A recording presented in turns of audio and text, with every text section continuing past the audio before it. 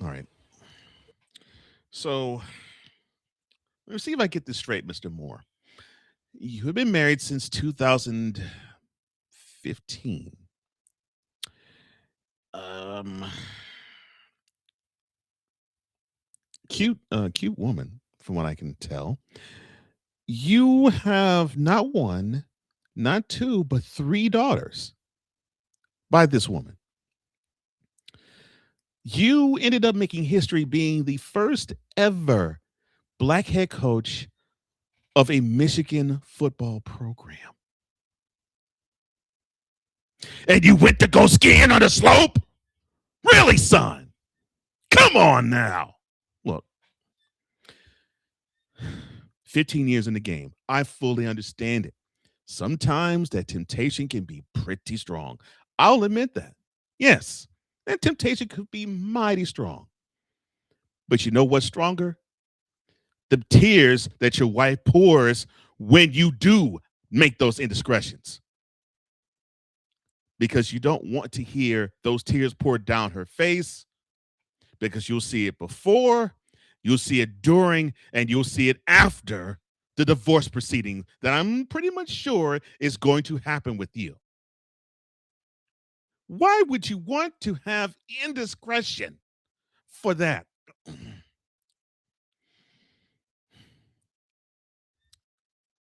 Here's the secret, son. If you are dissatisfied with your wife, divorce her. Get the stones and the balls to divorce her. Look, I'm Christian. I can give you the, well, God hates divorce talk, but you know what? No. If you have the balls and you feel as though someone else can rock your thrills and can just simply hum on your joystick and lick them balls clean, then divorce your wife and then go for it. But don't be a whip and a wuss, tippy toe out and sneak around and just snatch a girl and have your way with her. Meanwhile, you still have your wife and your daughters who have no clue that you're an absolute clown and a coward. But you niggers will learn. You niggers will learn. One of these days you will learn. Stop skiing on them slopes. Stop skiing them slopes, because they're going to cost you your money. They're going to cost you your career. They're going to cost you your reputation. They're going to cost you your legacy. And if you keep going in that direction, son, it's going to cost you your life. Interesting enough, let me go back to the earlier comment from V-Lock, because I believe somebody else who was getting this iron a while ago, probably about what, a couple of years ago, that Cole Johnson is very familiar with. Yes, Victor Locke. He says, I had no idea Emi Udoka switched from coaching basketball to college football at Michigan. Here's the difference, though. Udoka didn't have the balls to actually marry, no, not even marry, get engaged to Nia Long.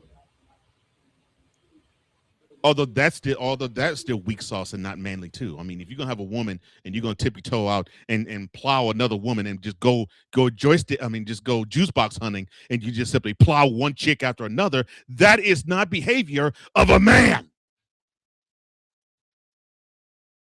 That's the behavior of a punk. A-N. The behavior of a B-A-N.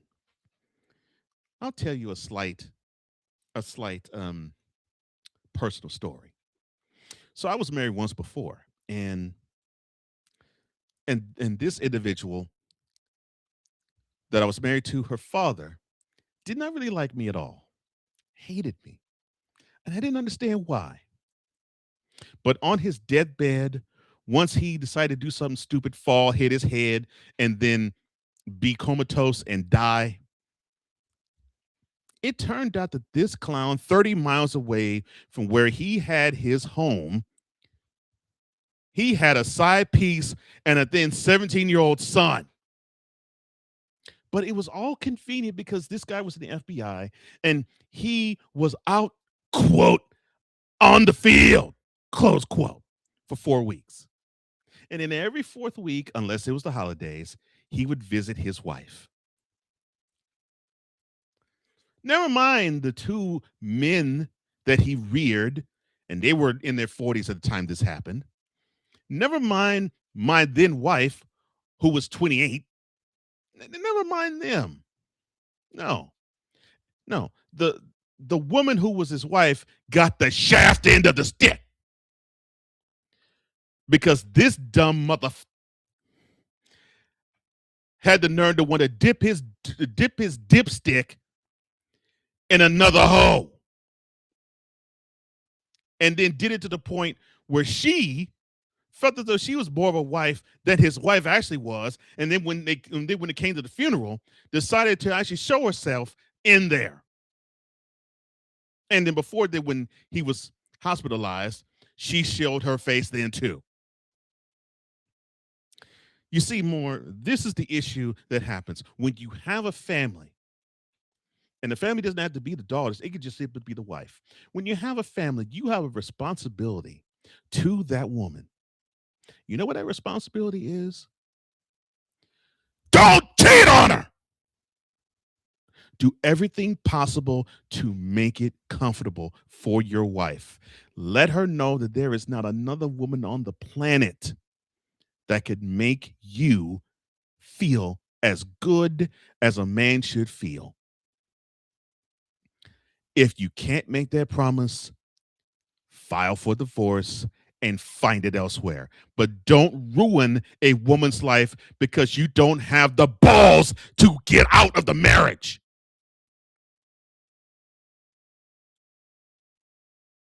We have whole tons of songs. Blues music is all full of songs of weak. See, I wish I could really be fully in myself because I would say what you are. Because I actually called the first father-in-law that I had a BAN, and I don't think you have to interpret too far as to what the B and the A and the N stands for. He was a BAN. He thought I was a BAN because he thought I would do the same thing to his daughter. But the messed up thing is he did the same thing to his daughter, not having sex with her, but showing that a man could absolutely be trash. You got 3 daughters, man, and now they're going to think, and they're not even 10 yet, and they're going to think that men are trash like their father. How dare you do that? You're supposed to be an example to them, not an example of what not to do as a man. Because now forever they're going to think, I hope I can find a man that's worthy of me and is not as dusty and dirty as my daddy was. You're supposed to be, I want somebody who is like my father. And if he doesn't measure up, I can't be with him. That's the standard you're supposed to be. Moore, what's wrong with your son?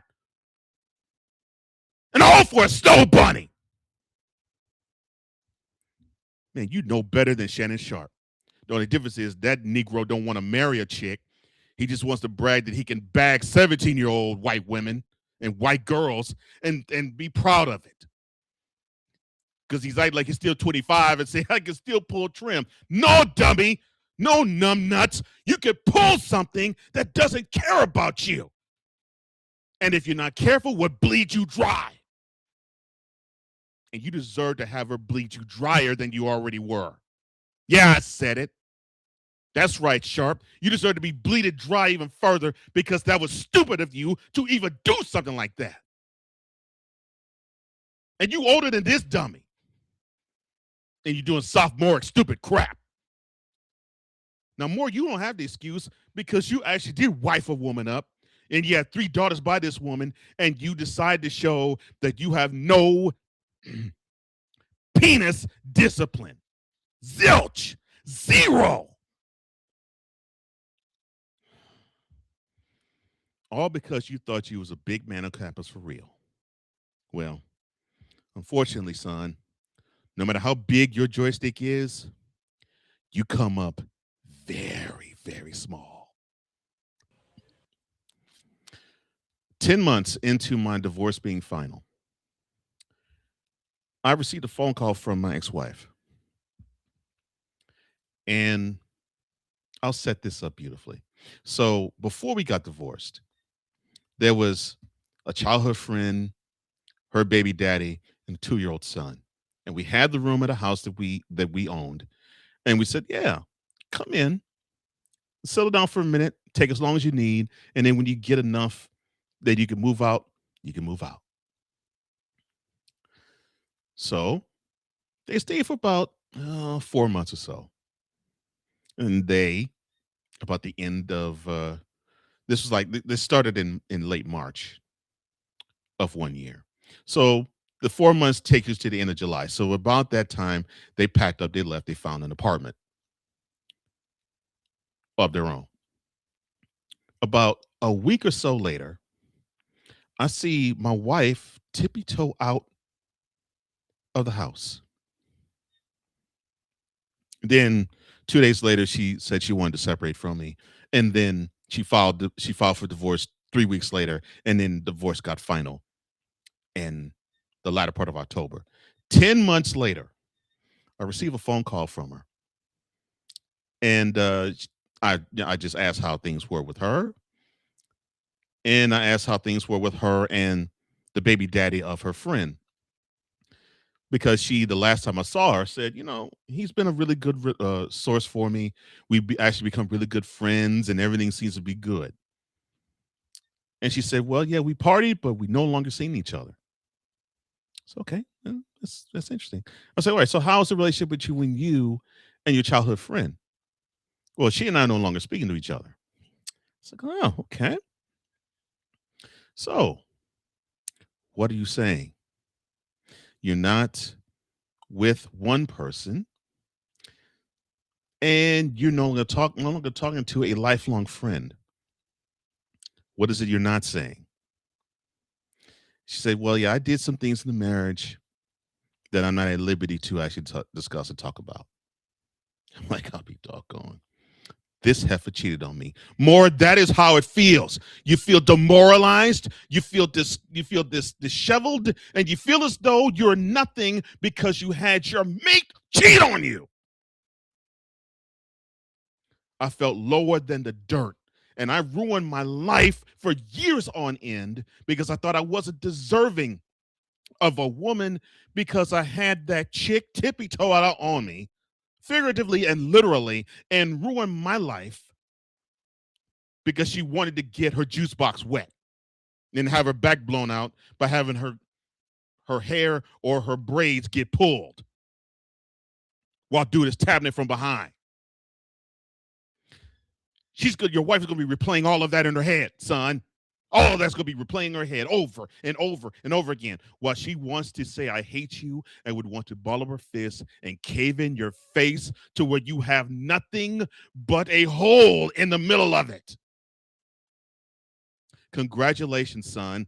You have made history, and you, by your own actions, have ruined it. Congratulations in ruining your home. Happy home no more.